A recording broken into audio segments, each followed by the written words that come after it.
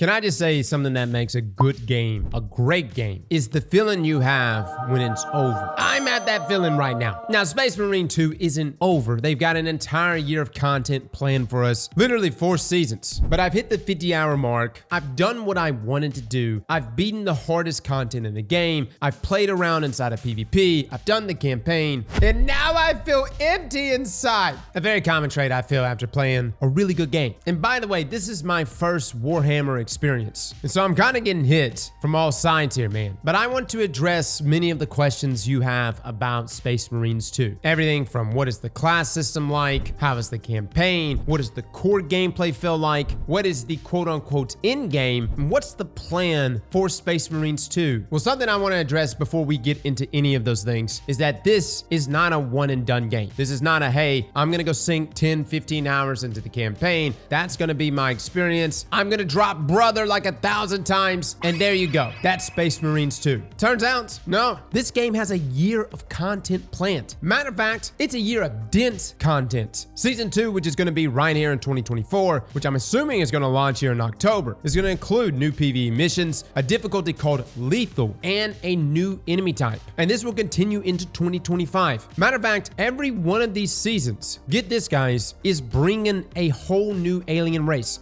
a whole new enemy type. And let me just say, I know nothing about Warhammer outside of what I've just experienced in this game, and also the 1-hour lore video we watched on Titus leading up to the launch of this game. But in terms of new enemy types, I have no idea what's gonna be added. Some people said things like Necrons. I don't even know what those are. I think there was another enemy race people brought up called the Tau, maybe the Tau. I'm probably killing these pronunciations, but the point is that a new enemy type is literally gonna be coming every single season, with season 3 emphasizing PvP game modes, PvP arenas, and yes, there is PvP in this game, guys, and it's actually pretty fun. I enjoyed it. There's also going to be PvE prestige ranks, but season 4 is the one that I'm most interested in, and that's because they're introducing a horde mode. Now, let me just say, I wish we got that horde mode right now. A horde mode would go so hard. It's probably not even ready though, and again, that's a season 4 thing, but we are getting that new lethal difficulty literally right around the corner in October. So yeah, guys, this is not a game that's just like, hey, here's your campaign, one and done. GG's, hope you had a good time. See you in the next one. No, this game is very much in the same vein of games that we've played for years. I mean, I play Destiny all the time. And the fact that this game has both PvE and PvP with updates that are going to be coming over the next year, look, man, I'm all for it. With that being said, though, none of that matters if the core of the game itself, the gameplay, the characters, the progression, the fantasy, and something that really pulls me in is the power fantasy. Am I actually getting stronger? This roadmap matters not if those things don't hit. And in the year of 2024, let me just say live service games, which is what Space Marine 2 is really trying to be here. Live service games have not been received well. Hell, look what happened with Suicide Squad. Now, personally, I don't really have anything against live service games because I like good games. And if good games have more content that are going to continue to roll out the next year or even longer, guys, I'm okay with that. I think the only issue I really have is whenever a game obviously cuts out content to then move to the roadmap to be chopped up. But if the game is fun, if it's got great core gameplay, if the story is intriguing, if the characters are interesting, and if there is a progression and loot chase there that pulls me in and says, hey, keep going, keep getting stronger, then fellas, I'm all for it. More content? Hell yeah. With that being said though, if you picked up Space Marine 2, whether in early access or when the game actually launches, you'll be met with the campaign. This will be following the story of Titus, who is a Space Marine that's literally 400 years old. I'm very much new to all this, but look, listening to different lore videos from the other day, Warhammer lore goes hard. With that being said, it's more of a story of like redemption in a lot of ways, probably based on his experience in Space Marines 1, his relationship with his new squad. It's a pretty good story. With a lengthy campaign, I would say, depending on the difficulty that you tackle it in, it could take you between 10 and 15 hours. Now, I did the story on veteran, and it took me roughly 10 hours to complete, but I'm sure if you did it on like normal or whatever, you'll breeze through pretty easily. With that being said though, I want to make this very clear. Nothing you do in the campaign carries over to the online portion of Space Marines. Matter of fact, everything here is separate. You've got the campaign experience where you play as Titus. You've got operations, which is like the PvE portion of Space Marines, where you essentially pick your class, you load into those activities, you choose the various levels of difficulty for those activities, and based on that level of difficulty, this greatly increases things like experience. You also also get drops, which are armory data drops throughout these missions, which are required for unlocking various versions of your weapons, going from green, purple to then gold. But then on the other side of that, you've got PvP, which turns out is also completely separated. This is something I've never seen before, or at least haven't seen as a Destiny player. You see, in Destiny, we earn gear inside of PvE, and then we take that gear to go play with it inside of PvP, or vice versa. Here in Space Marines, though, everything is separated. Meaning, if you spent the past 20 hours leveling up that heavy or that bulwark inside of PvE, you cannot carry the things that you've unlocked and done over into PvP. These things are separated, which I find to be very interesting. This is something that I know PvE players inside of Destiny have been asking for years. Personally, I do kind of find it a bit of a bummer because I like the idea of taking things from both sides of the game and then bringing those things to the other side of the game. However, for the sake of balance, I get why this was done. So again here, guys, you've got campaign, completely separate. Operations, which is PvE, completely separate. PvP, which is you playing other players. Online, also separate. These things are actually so separated that you can actually play the game and just play PvP and never dabble in those other areas outside of what's needed to be unlocked to access PvP and operations. I think you have to do like maybe the first mission of the campaign in order to access those other things. The point is, these things are very much separated. Now I'm going to briefly just touch on PvP. PvP is pretty fun, man. I had a good time. I was surprised that the time to kill was as fast as it was. I played the assault class pretty much the entire time. I would die from above, go in for my swings, and try to get some cleanups. It was a good time. And despite like this gameplay and my character looking like they move super slow, you'd be surprised how well it works. Like the identity behind Space Marines, them being just this juggernaut of a character, works in both a PvE and PvP environment. Two comments I kept getting constantly in stream when people come by to check it out was, number one, the gameplay looks slow and clunky. And number two, why does this just look like Gears of War? On the gameplay side, guys, I could say that even though it may look like that, it's very fluid. This is some of the best third-person gameplay I've ever experienced in a game. And you feel the power. You literally feel when your character is whipping around, swinging his hammer, swinging his sword, blasting aliens. Dude, you are a walking tank. I mean, lore-wise, you're like almost 9-10 feet tall and you weigh 800 pounds or something like that. I don't know. We're heavy. The point is, we're not going to be skating on walls here, fellas. Somebody came by the stream and was like, Cross, where's the Omni movement? Brother, do you see these boulder shoulders? This man runs through corners. He doesn't peek around them. And on the topic of Gears of War, I get where people are saying that, but keep in mind, Warhammer's been around since the 80s. Again, I'm very much new to all of this, but turns out Warhammer's kind of the father or grandfather of everything. Everything from like Master Chief to Gears to a number of other series. You could actually say Warhammer inspired many of those. What I think Space Marines 2 really nails is that the gameplay feels so different though between the different classes. Now in the base campaign, you don't get to experience any of these classes. You kind of get to dabble with things like Assault, but you're still playing as Titus the entire time. Operations though, which is the PvE portion, and of course the PvP portion, is when you get to dabble in the classes. And fellas, they are vastly different. You got the Tactical, you got the Assault, you got the Vanguard, Bulwark, Sniper, Heavy, and they all have different, very unique abilities, all with their different strengths. Tactical has an ability that essentially gives you wall hacks and debuffs the enemies. Assault gets the jump pack where you could dive down and slam. Personally, one of my favorites. Vanguard allows you to grapple to targets and do a kick. Bulwark, which is arguably the strongest class, especially inside of PvE, has the ability to drop a banner down, which will restore armor to all squad members in the area of effect. Think of this as like a well user, guys, inside of Destiny. They are vitally important in-game content. Sniper,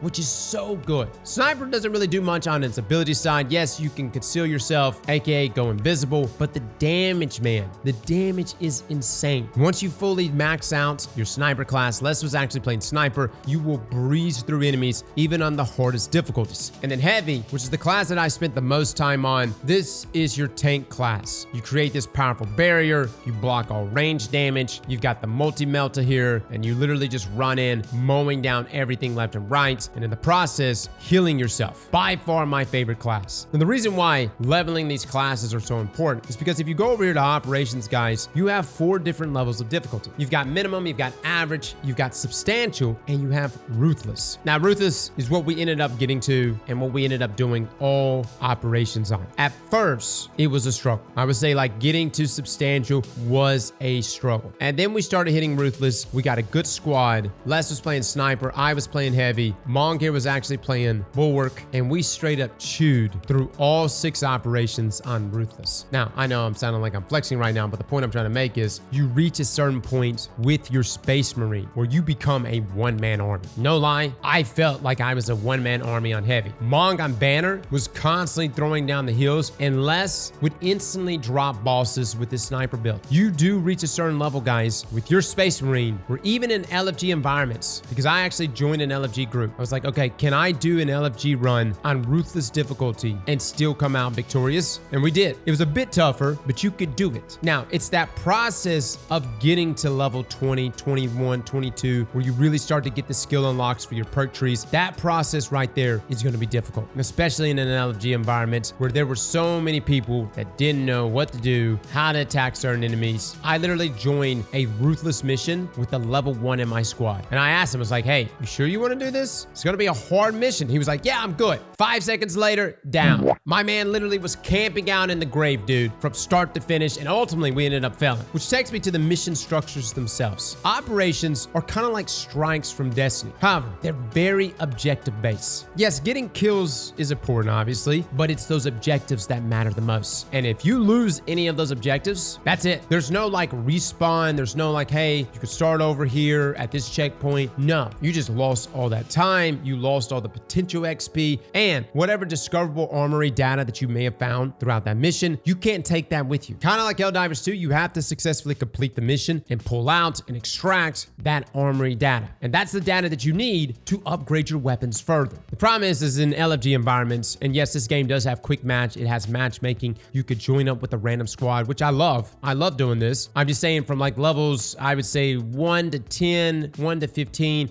If you're trying to tackle anything over average difficulty, that's going to be kind of tough. And that's kind of where I lived for a while, was playing on average. I didn't have a dedicated group. I was just playing with randoms, and my characters themselves weren't fully unlocked. As these difficulties get higher and higher, substantial, ruthless especially, the enemies get stronger, they take more hits, and they get smarter. You will find yourself completely surrounded in a mere second. The operations are not like strikes in Destiny where everything is extremely static. You know exactly the wave density that's going to be rolling out towards you. No, in these operations, anything can really happen. A boss could literally spawn on you within the first 10 seconds of landing. Like you drop in, you're doing your mission, boom, boss time. It's like, what the hell is going on? Why did I suddenly need a boss? Personally, guys, I love this randomness. I love that it can go from being the most peaceful, okay, I'm chilling, I'm hanging out with my friends, we're killing some aliens, to holy hell, I'm surrounded. And dude, it can happen that fast. I love what the developers have done here because they've utilized their engine in such a way where you feel like you're in war. You are dialed in. The immersion here is fantastic because the moment you see that enemy over there calling for backup, you don't know who he's calling in for backup. It could be the greatest wave of enemies you have ever seen, and you will be completely consumed with you and your entire squad wiping and all asking the same question afterwards: what the hell just happened? That to me is the biggest selling point for operations. It's just that random factor. It's constantly throwing different things at you, testing you, and one run will be different than another run. And when I say different, it can be as different as like, hey, I'm doing this objective and I'm doing an escort mission, and instead of us taking the path going to the left, we're now going to take this path going to the right. There were times in missions where I dropped down to a platform and was like, oh my God, I'm going to have to face all of these ads right now because there was like 1,000 of them sitting here in front of me, to suddenly it was like, nope, there's actually a boss here now. And they're crazy enough, sometimes there's nothing there. I love this, guys, because this means my mind, while playing these operations over and over, can't really rest. Like I can't really take my hand off the wheel. I gotta pay attention, man. And that right there keeps me dialed in. Now, on the topic of operations, keep in mind, these missions, they actually coincide with the campaign missions. Meaning, in the campaign, when you're playing as Titus and you're talking to other Space Marines and you're like, hey, you gotta go kill that. You gotta stop that boss over there. All those cool things that you're like, oh man, that squad is about to go do that. I hope they make it. That's the missions you get to play. You get to play as those Space Marines in those missions. And they coincide with what's happening there in the campaign, which I think is really cool. This is not like a continuation after the campaign. This goes hand in hand with it. And I think from a narrative point, that makes a lot of sense. And that also sets things up for future missions. I think something that we have found in other games is, hey, why are we killing these enemies right now when we just defeated them in the campaign? And you'll notice that in those other games, like, it doesn't really explain it. It's just like, hey, bad guys are bad, go kill them because they're bad. And look, I would be down for that even in Space Marines 2, but the point is that they actually have it fitted in here where it's like, oh, no, this mission was that really cool mission that you saw in the campaign. And when Titus was communicating with one of those other Space Marines, that's the Marine that you get to play as. Now let's talk about armory data and the gear that you're going to acquire. So on each one of these classes,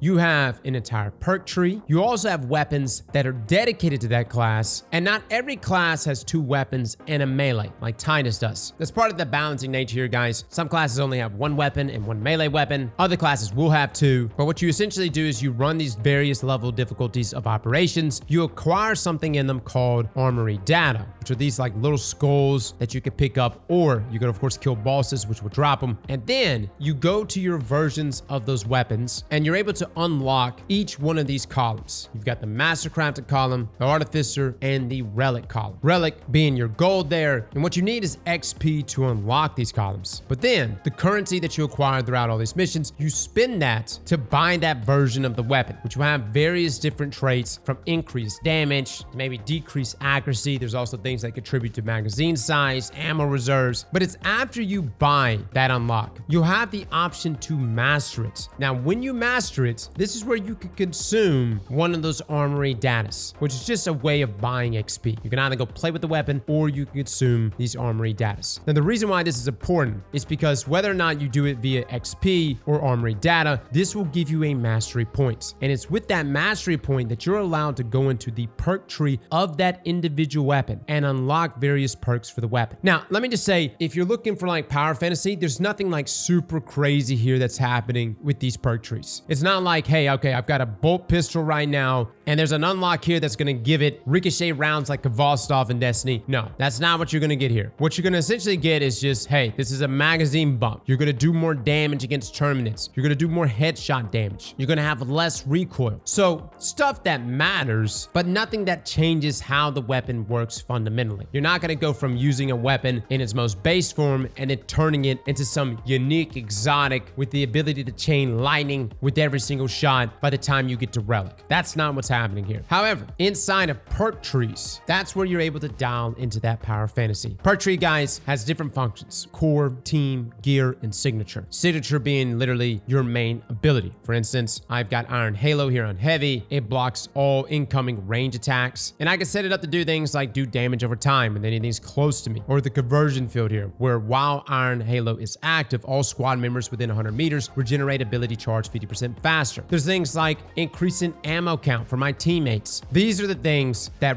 really boost your character's lethality. Now, here's something I didn't learn until literally the other day. You can only select one of these perks in each of these columns. Even though you're unlocking them, that doesn't mean that that's active. You'll notice that when you actually have that perk active, it'll be more of that brighter blue color. That's the perk that's active, and that's where making a build will be important. And some of these actually lean more into the weapons you use. For instance, one of them leans heavily into charged weapons. However, I'm not rocking any weapons that require me to charge. Therefore, those perks are kind of useless. So in that case, I would select something differently in those columns. Now, to unlock these perks, it just simply requires you to level up. It just requires XP. And so tackling the harder level difficulty operations will net you more XP. But keep in mind, you don't want to tackle things overly difficult, because if you fail the mission, then you don't get the armory data that you may have acquired in that mission, and you don't get the full XP from that mission. You'll get a piece based on the objectives that you completed, but ideally, you don't want to fail the missions. Now, in terms of time commitments, what is the time commitment necessary to say, hey,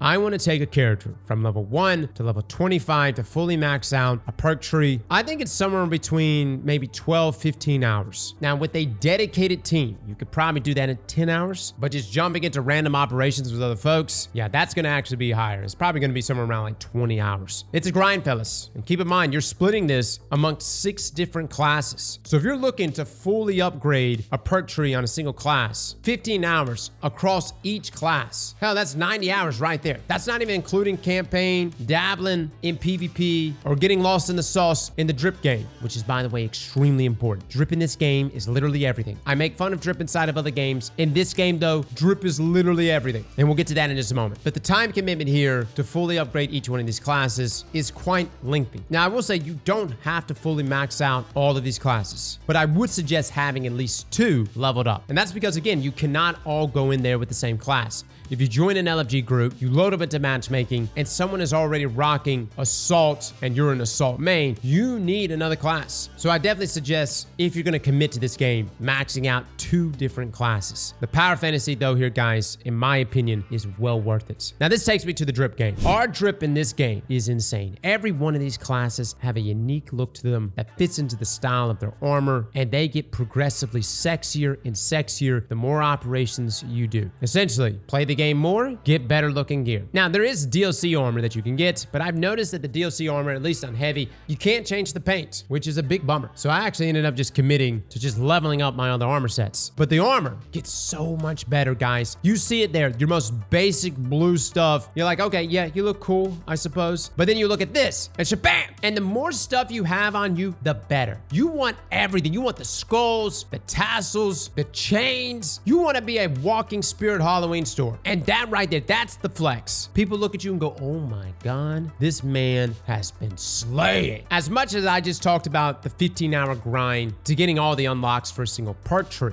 it's really the grind to get the sexiest set of drip. Because man, even though my heavy looks good here, it gets even better, fellas. I want these sets so bad, and they require quite a bit of time commitment, but it's worth it, fellas. The drip looks so good. And again, I'm not even like a Warhammer guy. I'm sure if I was a Warhammer guy, I'd probably be losing it. Now, there has been a couple of Warhammer guys that have come by the stream, and they're like really, really hardcore lore people, and they're like, hey, no, that shoulder piece is wrong. It's not supposed to be a part of that faction. That color scheme is not right. Dude, I don't know what it is, man. I love it when people go full nerd, right? When they got like that deep knowledge. I have none of that deep knowledge here. I love listening to it. All I know is the drip looks really, really good, and it intrigues me enough to want to grind to then get those things to then flex. Now, my complaints of Space Marine 2. I really don't have that many of them. I actually feel like performance for this game was really good. We pretty much stayed consistently above 100 FPS for the most part. I even saw that consoles, or at least Xbox, is doing pretty well with it, maintaining 60 FPS, which is kind of crazy considering what is happening here on the screen. Like, if there was ever a game that I felt like would be probably capped out at 30 FPS, I would assume it would be Space Marines. I mean, I have never seen a game with this level of ad density outside of maybe Helldivers. When you see the horde coming towards you, that is the most beautiful thing I think I've ever laid eyes on. Because you're looking at it and you're like, okay, I see all these aliens that I gotta fight. Am I really going to have to fight every single one of them, or are they just background? No, that horde that's charging up the walls, every one of them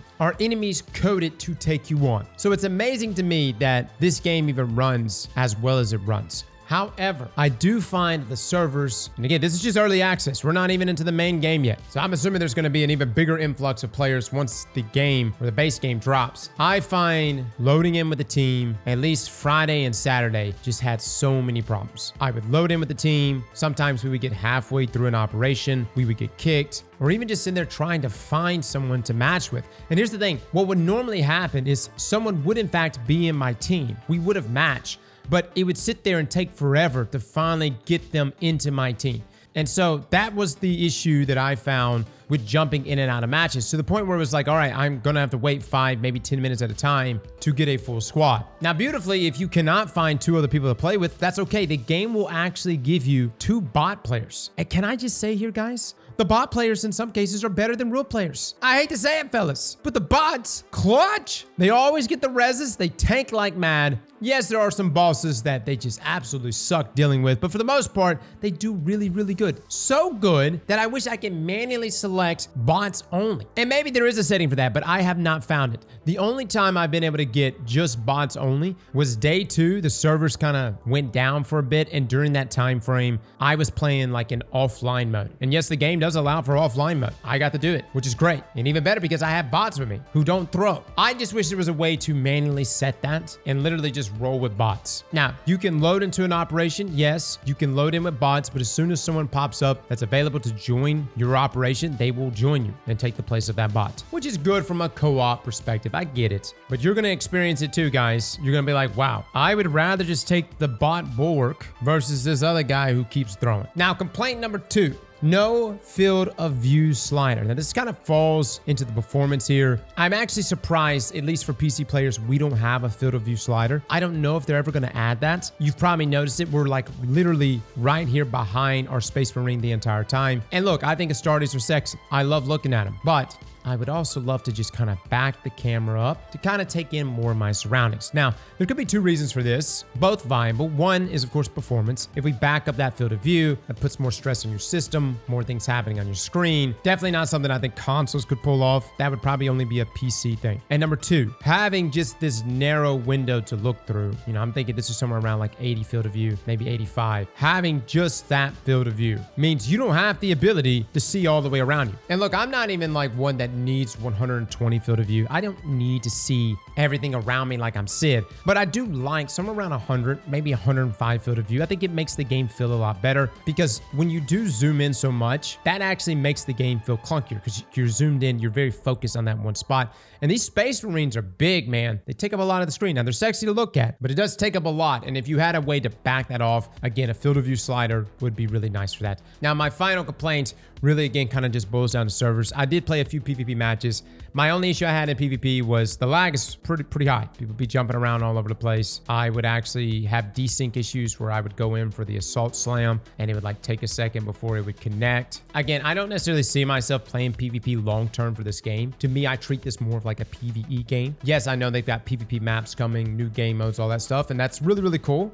It's not my first choice though for PvP, so I'm not that upset about it, but I would say for my dedicated PvP players, you guys have probably ran into it a few times. The lag can get pretty out of hand. And in a PvP game, like that stuff can have a great effect on you. Even the small things, like when you shoot someone and their health doesn't go down and then suddenly it goes all the way down to zero. It's like things like that, man, that can throw you off mid gunfight. And it's feedback like that, immediate feedback like that, that is very important for any PvP game. But hopefully as time goes on, the servers will iron themselves out. With that being said though, guys, as someone who is completely new to this universe, completely new to Titus's story, to Warhammer, I have had a blast playing this game. I will be returning in season 2 and perhaps even season 3 and definitely season 4. I love that they've got a horde mode coming. I love that lethal difficulty is coming as well. I will say that you do reach a certain point, even at the highest difficulty that's in the game right now, where you're just going to be blowing through everything.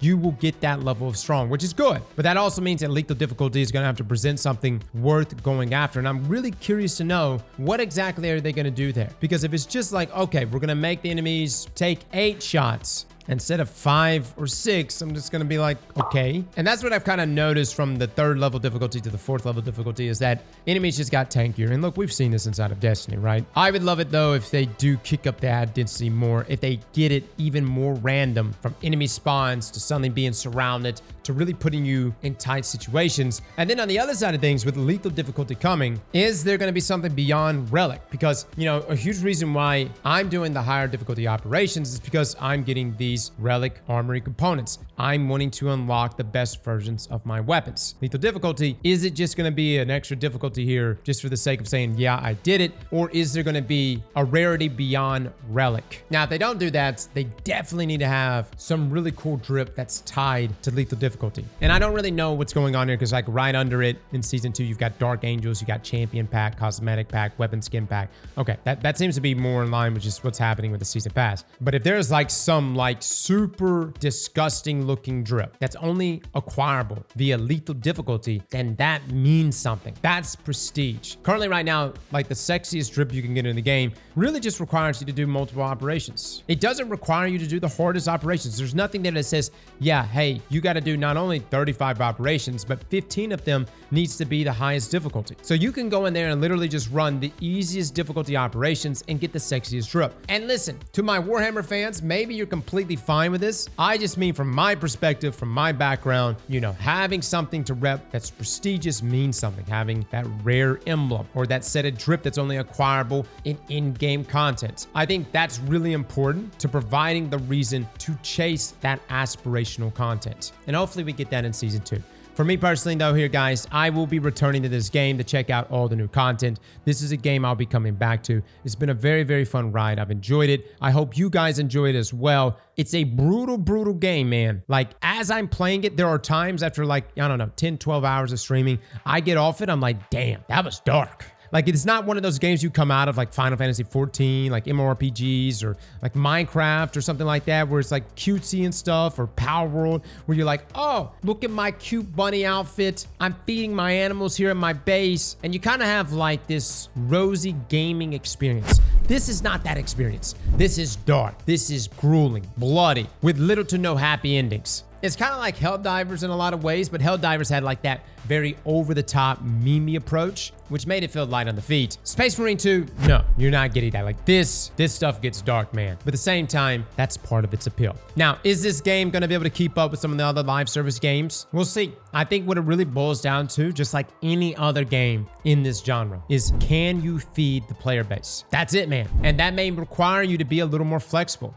Like personally, I feel like Horde mode should be coming out in Season 2. I think the momentum is definitely in their favor right now. And don't get me wrong, I'm looking forward to the new PvE missions, and I'm looking forward to lethal difficulty. But that Horde mode sounds spicy. And if momentum is in your favor right now, and you have the highest player count in your game right now at this very moment, you want to release your best stuff now. It's almost like if Bungie had actually launched Destiny 1 and said, you know what, we're going to just hold off, and next year we'll launch the first raid. That way players could be playing strikes, leveling up, understanding their classes. Now you all know that would have been a nightmare. That would have killed Destiny. It was the dropping of Vault of Glass very soon after the launch of Destiny that made us say, holy hell, okay, this is our game. We're going to play this thing. And for Space Marines, I know I'm a bit biased here, but I would love to see the Horde mode now. I feel like the momentum is really, really good. People are playing your game every single day, and I would capitalize on that. However, for us in the meantime, we will still be dabbling in Space Marine 2. Let me know in the comments below what you think. Fellas and ladies, thank you all for coming and watching. And as always, slap that like button like your mama told you right.